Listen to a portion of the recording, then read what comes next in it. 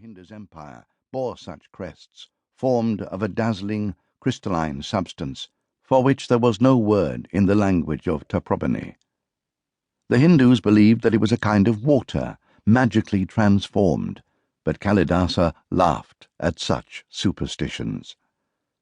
That ivory gleam was only 3 days' march away, one along the royal road, through forests and paddy fields, 2 more up the winding stairway, which he could never climb again, because at its end was the only enemy he feared and could not conquer.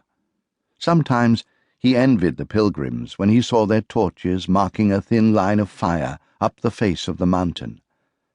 The humblest beggar could greet that holy dawn and receive the blessings of the gods. The ruler of all this land could not.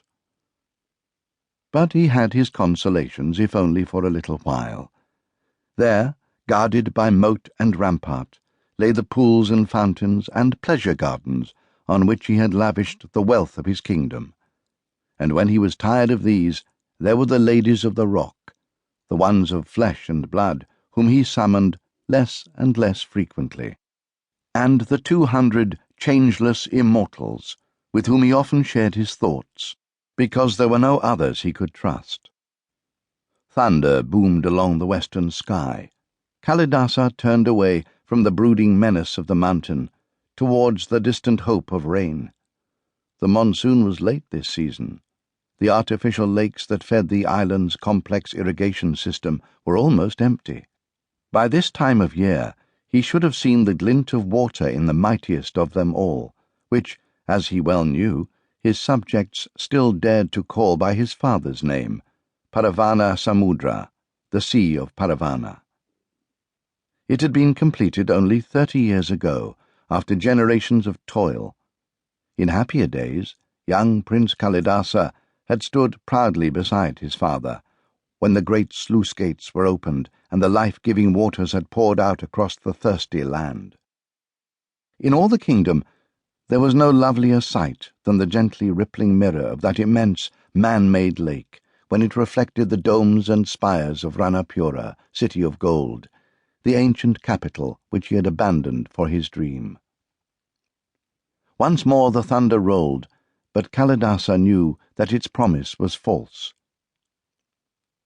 Even here, on the summit of Demon Rock, the air hung still and lifeless. There were none of the sudden random gusts that heralded the onset of the monsoon. Before the rains came at last, famine might be added to his troubles. "Your Majesty," said the patient voice of the court Adigar, "the envoys are about to leave. They wish to pay their respects."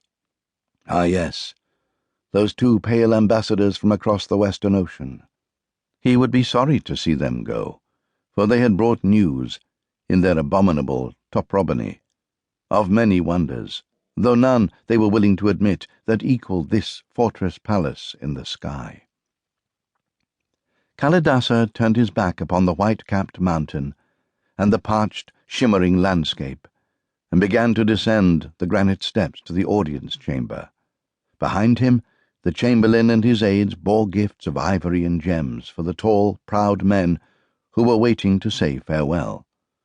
Soon they would carry the treasures of Taprobani across the sea, to a city younger by centuries than Ranapura, and perhaps, for a little while, divert the brooding thoughts of the Emperor Hadrian. His robes a flare of orange against the white plaster of the temple walls, the Mahanayaki Tero walked slowly to the northern parapet.